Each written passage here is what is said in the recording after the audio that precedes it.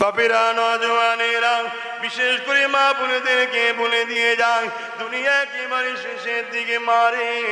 আজ পুরুষদের দোয়া কবুল হওয়াটা বড় মুশকিল হয়ে গেছে। কেননা দুনিয়াদারি করতে গিয়ে দোকান ও দোকান, এ ক্লাব ও ক্লাব, এ অফিস ও অফিস, আড্ডা দিয়ে বিভিন্ন বন্ধুদের সঙ্গে উঠা বসা করে করে নানা রকম খাদ্য খেয়ে ভেতরটা খারাপ হয়ে গেছে। এ আমার আম্মা বোনেরা, তোমরা ঘরে থাকো, পর্দায় থাকো, তোমাদের দোয়াগুলো কবুল হতে লেগেছে। তাই পৃথিবীর শয়তানেরা, পৃথিবীর সন্ত্রাসীরা বড় জুলুম করছে যারা ইসলামের উপরে। তারা বড় দিক দিয়ে বুঝে নিয়েছে ইসলামের অনুসারী দিওয়াকে কোনোদিন লড়াই করে মিটিয়ে দেওয়া যাবে না। এদেরকে মিটাতে গেলে এদের ওপরে যেন আল্লাহ পাকের অভিশাপটা আছে, লানতটা আছে, এদের ঈমানটাকে শেষ করে নিতে হবে।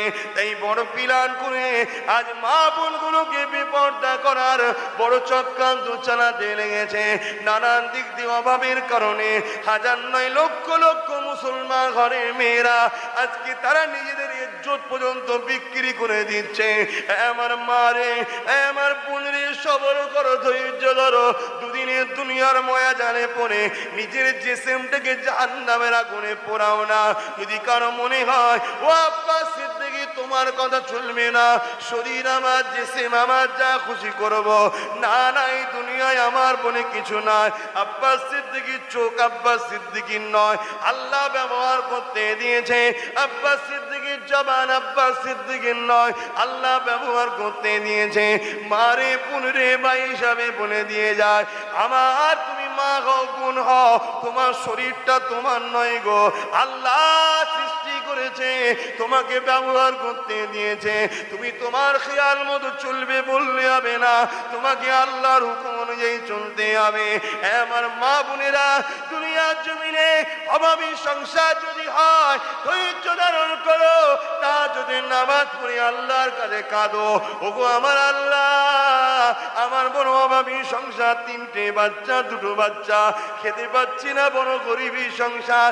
এইভাবে তা যদি নামাজ পড়ে তুমি কাঁদো, তুমি বিশ্বাস রেখে দাও এই বাচ্চার কথার উপরে আমার আল্লাহ এত দয়ালু গো।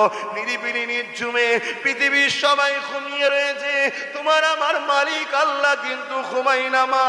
তোমার এই চোখের পানি তিনি ফিরিয়ে দিতে পারবে না গো। তোমার একটা নয়, হাজারটা হালাল রুজির দরজা খুলে দেবে। কিন্তু আজকে দুনিয়া সন্ত্রাসেরা, জালিমেরা, ইসলামের দুশ্মনেরা মুসলিম ঘরের নারীগুলোকে বেপরদা করার জন্য উঠে পড়ে লেগেছে। এই যুবকেরা নানা রকম ভাবে তাদেরকে বেপরদা করতে চাইছে। কখনো কখনো নিয়ম বেঁধে দিচ্ছে, মহিলা ছাড়া লোন দেওয়া হবে না। আছে না, না মহিলাকেই যেতে হবে। এই বড় ছেলে গেলে হবে না বলছেন না, স্বামী গেলে বলছেন না, বাপ গেলে বলছেন না, মহিলাকেই আসতে হবে। এই শুনছেন, যদি একটু দুর্বল বুড়ি হয়, কমজোর হয়, দেখতে সুন্দর না হয়, তাকে বেশিক্ষণ টাইম লাগছে না, ফটাফট কাজ মিটিয়ে দিচ্ছে।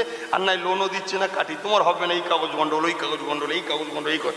আর যদি আল্লাহ পাকে দিয়া নিয়ে আমোদ রূপ সৌবান সুন্দর থাকে, তাকে নিয়ে পাশে বসে ফর্ম ফিল আপ করে দিচ্ছে, গল্প করছে। আর বুঝতে পারছেন? আর বলছি না, এটা একটা শয়তানদের চক্রান্ত হচ্ছে না, হয়নি?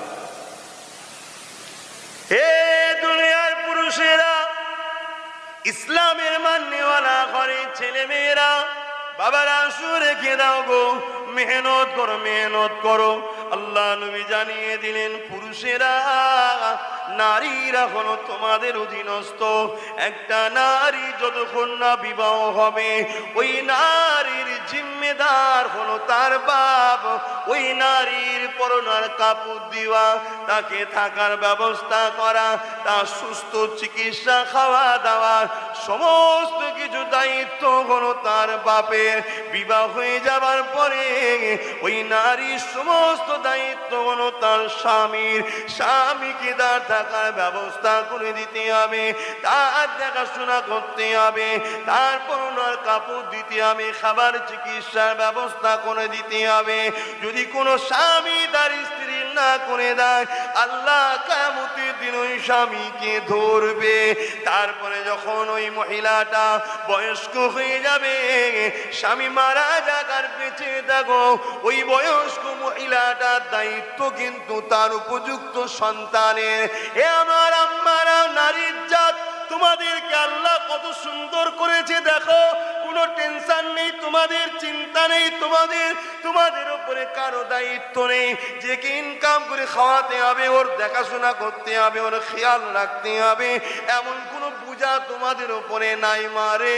এর আমার আম্মা বোনেরা রে, তোমরা ছোটবেলা থেকে আদরে লালন পালন হবে বাপের কোলে, বাপের দায়িত্ব।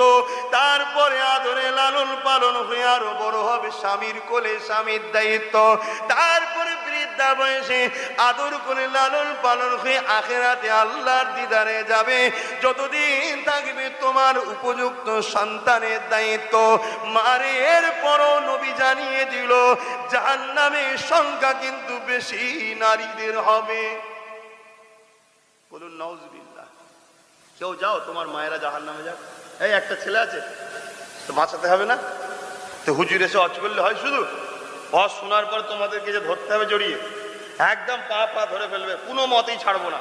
ওসব কোনো লোন টোন সমিতি ফমিতিতে তোমায় যাওয়া যাবে না, কোনো মিটিং মিছিলে তুমি নারী বেরোতে পারবে না। তুমি পর্দা পরে আমার বাপের ইজ্জত, আমার ইজ্জত, আমার পরিবার, তুমি আমার মা হও, তুমি জাহান্নামে যাবে চাই না। তোমার জন্য মেহনত আমি করবো, খাটবো, মাথার ঘাম পায়ে ফেলবো, তোমার মুখে এসে খাবার তুলে দেবো, মা তুমি বাইরে বেরো। আর যদিও বেরো প্রয়োজনে কুটুম বাড়ি যাওয়া, আত্মীয় বাড়ি যাওয়া, বরদার সাথে আদবের সাথে যাও, ছেলেরা বলতে পারবে আহারে মা তুমি দুনিয়ার কোন নায়ক নায়িকাকে ফলো করো না গো মা, দুনিয়ার কোন নেত্রীকে ফলো করো না গো মা, দুনিয়ার কোন নায়িকা কি করে যে ফলো করো না গো মা। আমার মা বোনেরা, তোমরা তো ফলো করবে তাকে, খাতুনে জান্নাত রাসূলুল্লাহর বেটি ফাতেমাকে ফলো করবে। এই প্রত্যেকটা বাপেদের উচিত হবে তোমার ছোটবেলাতে তোমার মেয়েকে ইংলিশ শিখাও, বাংলা শিখাও, বিজ্ঞান শিখাও, ভূগোল শিখাও, সব শিখাও। পাশাপাশি প্রত্যেকটার মেয়ের গলায় প্রতিটা বাপের উচিত খাতুনে জান্নাত ফাতেমার জীবনীকে ঝুলিয়ে দেওয়া। ফাতেমা কিভাবে চলেছে, ফাতেমা কেন নারীদের জান্নাতি সর্দারিনী হবে। তোরা যদি ফাতেমাকে ফলো করিস, কিয়ামতের দিন মা বোনেরা তোদেরকে ফাতেমা সাথে করে নিয়ে জান্নাতে নিয়ে যাবে। ফাতেমার মর্যাদা কত ছিল জানেন? তার আগে ফাতেমার দুনিয়ার একটা সংসারের কথা বলবো, তারপরে কিয়ামতের দিনে একটা বিচারের দিনে ফাতেমার মর্যাদার কথা বলবো। আল্লাহ নবী বেরি ফাতেমা হুজুরের কথা বলছিলাম। এ যুবকেরা, আব্বারা, তরুণেরা, আমি হাসান হুসাইন অসুস্থ হয়েছিল, এই জন্য আম্মা জান ফাতেমা হুজুর আল্লাহ পাকের কাছে নিয়ত করলেন, ও আমার আল্লাহ পাক, আমার বাচ্চা যদি সুস্থ হয়ে যায় আমি 3টে রোজা রাখবো। আল্লাহ পাকের হুকুম হয়ে গেল, সুস্থ হয়ে গেছে, এমন সময় রোজা রাখবে। এই রোজা রাখার নিয়ে হযরতে আলীও করে নিল, হযরতে ফাতেমাও করলো, হযরতে হাসান হোসেনও করলো, এবং ওনাদের বাড়িতে একজন কাজের মানুষ ছিল, তিনিও নিয়ত করলেন, ফিজ্জা তিনার নাম ছিল, তিনিও নিয়ত করেছিলেন আমিও রোজা রাখবো। এইভাবে সেহরিতে পানি খেয়ে রোজা রেখেছে, কেননা সংসারে খাবার কিছু না। ইফতারের সময় সামান্য কিছু জবের রুটি নিয়ে বসেছে, খাবে, ইফতার করবে। এমন সময় এক মুসাফির এসে বলতে লাগলো, এই আহলে রাসূল, 3 দিন আমার কিছু খাওয়া হয়নি, বড় ক্ষুধার্ত রয়েছে, কিছু খাবারের ব্যবস্থা করে দাও। সঙ্গে সঙ্গে রুটিগুলো দিয়ে দিল, নিজেরা পানি খেয়ে ইফতার করলো। আবার পরের দিন সেহরিতে পানি খেয়ে রোজা রেখেছে, আবার ইফতারের সময় কিছু জবের রুটি নিয়ে বসেছে। আবার একজন মানুষ বলল, আমি বড় ক্ষুধার্ত, কিছু খাবার দাও। ওই সামান্য জবের রুটি তাকে দিয়ে দিল, আবার পানি দিয়ে ইফতার করলো। আবার তারপরের দিন সেহরিতে পানি খেলো, ইফতারের সময় বসেছে। আবার এক মানুষ এসে বলতে লেগেছে, এ আহলে রাসূল, কোনদিন তোমরা কাউকে খালি হাতে ফিরাও না, আমি বড় ক্ষুধার্ত, আমাকে কি খাবার দাও। আবার সেটা দিয়ে দিল। 3 দিন রোজা রেখেছে সেহরিতে পানি, ইফতারিতে পানি, পানি ছাড়া কিছুই খাই না, তাও দুবার, একবার সেহরিতে আর একবার ইফতারে। এরপরও কিন্তু খাতুনে জান্নাত আল্লাহ পাকের কাছে বলতেন, আল্লাহ আমি আপনার সৃষ্টি, আপনি যেভাবে রেখেছেন আপনার উপরে আমি খুশি আছি। আল্লাহ নবী যখন হজ করতেন, নবী পাকের হজগুলোকে বন্ধ করার অনেক চেষ্টা করত। লাস্টে নবী আমার নিজে মদিনার নবাবিতে বসে হজ করতেন। লোকেরা চারিদিক থেকে এসে শুনতো, আল্লাহ নবীর হজের মাহফিলে লোকেরা যেত।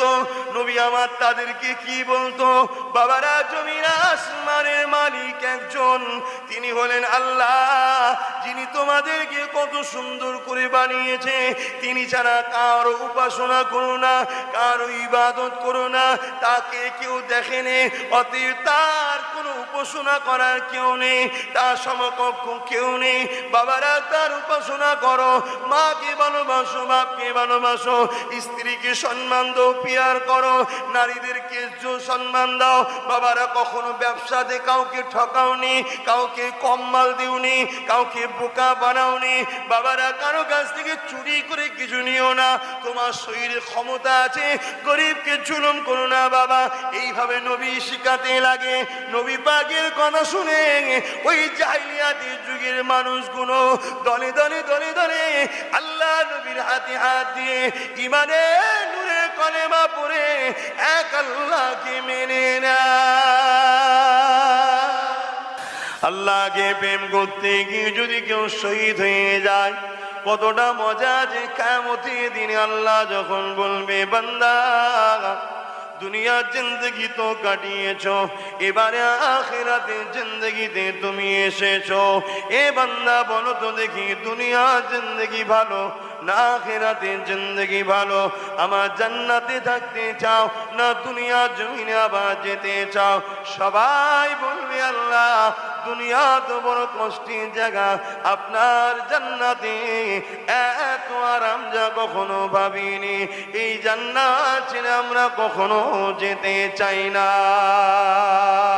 কিন্তু তাদের মধ্যে থেকে একদল যুবক তরুণ দাঁড়িয়ে যাবে। শুনছো? ও আমার আল্লাহ, আমরা দুনিয়ায় যেতে চাই। আমার আল্লাহ বলবে, বান্দারে কি এমন শান্তি দুনিয়ায় আছে যেটা আমার জান্নাতে পেলি না?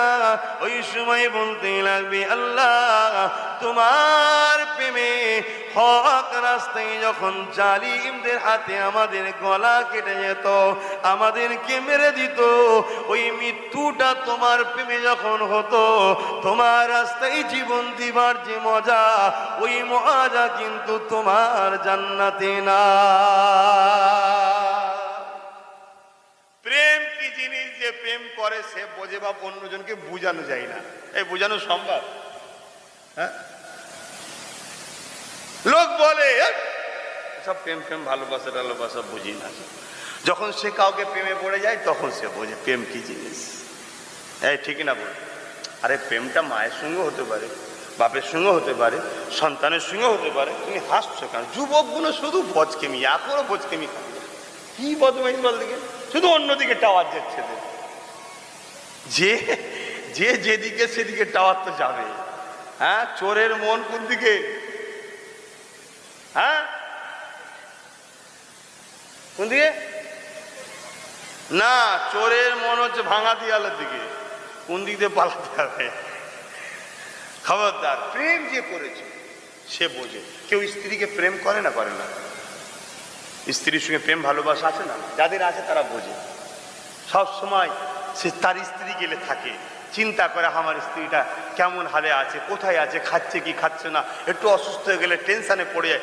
এই যে মজা, এই মজা ভাই ভাষায় বোঝানো যাবে না। আর যারা প্রেম করে না তাকে বললে তোর কে রে কাজ, সবসময় বউ বউ বউ বলি। আর ও বুঝবে কি করে?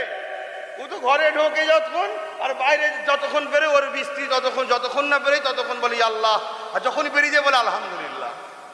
কেন? যতক্ষণ থাকে ততক্ষণ জ্বালা। বাবারা, নওজওয়ানেরা, শুনছি কথা বলতেছিলাম, আল্লাহকে ভালোবাসে, নবীকে ভালোবাসে। হকের রাস্তাটা বড় কঠিন রাস্তা। যে রাস্তায় চলা আগুনের রাস্তায় চলার থেকে কঠিন, যে রাস্তায় চলা ধারালো তরোয়ালের থেকে চলা কঠিন। কিন্তু হ্যাঁ, যদি আপনি আল্লাহকে প্রেম করে চলতে থাকেন, আপনার কোনো কষ্ট হবে না। আপনাকে যতই বাধা দিক না কেন, যতই মিথ্যা কেস দিক না কেন, যতই আপনাকে কাজে আটকে দিক না কেন, যতই আপনাকে চমকাক না কেন, ভয় দেখাক না কেন, আপনার দিলে যদি আল্লাহর প্রেম থাকে, নবীর প্রেম থাকে, ন্যায়ের পক্ষে থাকে, পৃথিবীর কোন শক্তি আপনাকে হারাতে পারবে না। কারণ ইতিহাস বলে দিয়েছে, হযরতে এমন করে বেলাল হুজুরকে যখন তৎকালীন সময় আবু জিল উতবা সাইবারা ধরে নিয়ে গিয়ে যখন বেলালকে গরম বালির উপরে শুইয়ে দিল, পিঠটা পুড়ে যেতে লেগেছে মরহুমের গরম বালি। বাবারা, বোঝা যাবে না গো, যদি কেউ গরম বালির উপর দিয়ে মরহুমিতে হেঁটে থাকো, তারাই বুঝতে পারবে যেখানে খালি পায়ে হাঁটা যায় না। ওই গরম বালির উপরে শুইয়ে দিয়ে তার বুকের উপরে ভারী পাথর চাপিয়ে দিয়েছে।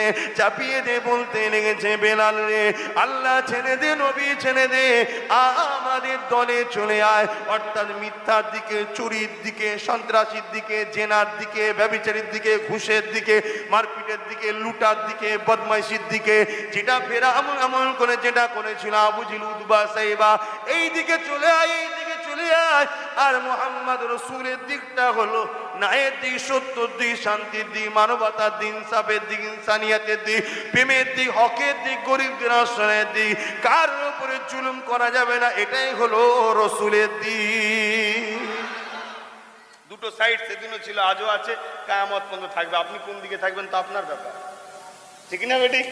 হ্যাঁ, এ বাপেরা, নওজওয়ানেরা, হযরতে বেলালের ঠোঁটে গরম রডকে ঠেকিয়ে বলেছিল, বেলাল খবরদার, মুহাম্মদ বলবি না, আল্লাহ বলবি না, মুহাম্মাদের দিকে থাকবি না। বেলাল বলেছিল, আমি জান দিয়া পছন্দ করি, আল্লাহ আল্লাহ নবীকে ভুলবো না।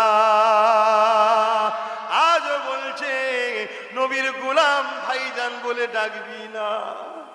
বলছে না, বলেন, ভাইজান বললেই রেগে যাচ্ছে। কাউকে যদি এরাও ভালোবেসে বলো ভাইজান, অমনি রেগে যাচ্ছে। তাকেও ভাইজান বললো, সে রেগে যাচ্ছে। মানে নামটা এমন হয়ে গেছে। কিন্তু আবার কিছু ছেলে বলছে, তোরা যত যাই করিস ভাইজান, তোমায় ছাড়ছি না। আছে না নাই? সংখ্যা কম হলেও আছে না না, এ থাকবে। যেদিন দুনিয়ায় জান্নাতি খদ্দের থাকবে না, সেদিন তো দুনিয়া থাকবে না। দুনিয়ায় জান্নাতি খদ্দের আছে না নাই?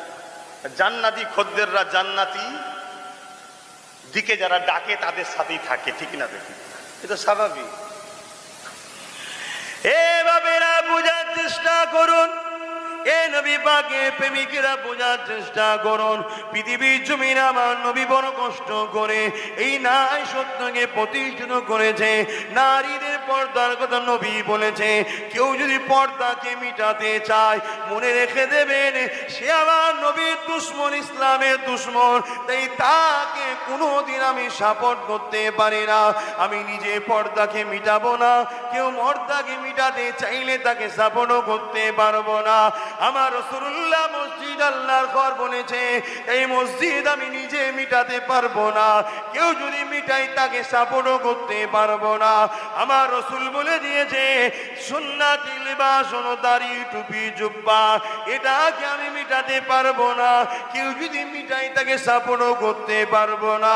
চুরি করাটা আমার রাসূলের ইসলামে নিষেধ, আমি নিজে চুরি করবো না, কেউ চুরি করলে তাকে সাপোর্ট করতে পারি না। আমার নবীর ইসলামে মিথ্যা কথা বলা নিষেধ, আমি নিজেও মিথ্যা কথা বলতে পারবো না, কোন মৃত্যুকে আমি সাপোর্টও করতে পারি না। আমার রাসূলের ইসলামে মদ খাওয়া হারাম, কেউ যদি, আমি মদ খেতে পারবো না, কেউ যদি মদ খাই বা খাওয়ার প্রতিষ্ঠিত করতে চায়, তাকে আমি কোনোদিন সাপোর্ট করতে পারবো না।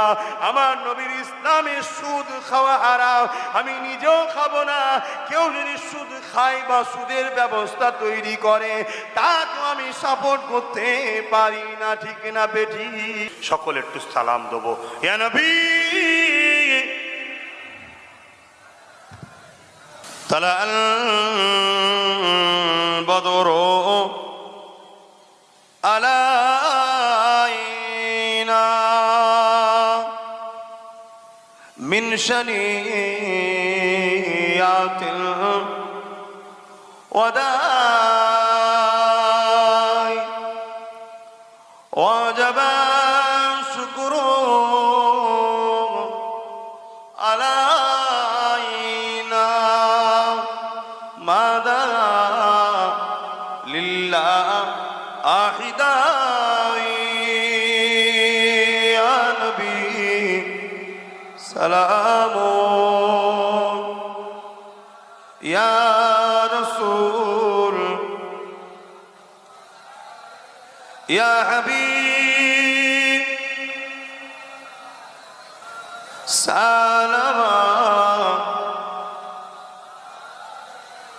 কঠিন হাসরের দিনে কি আছে মোদের কপালে গুনাহগার উম্মাত আপনার লইবেন সঙ্গে মাশরে ইয়া নবী সালাম ইয়া রাসূল ইয়া হাবিব সালাম সালাম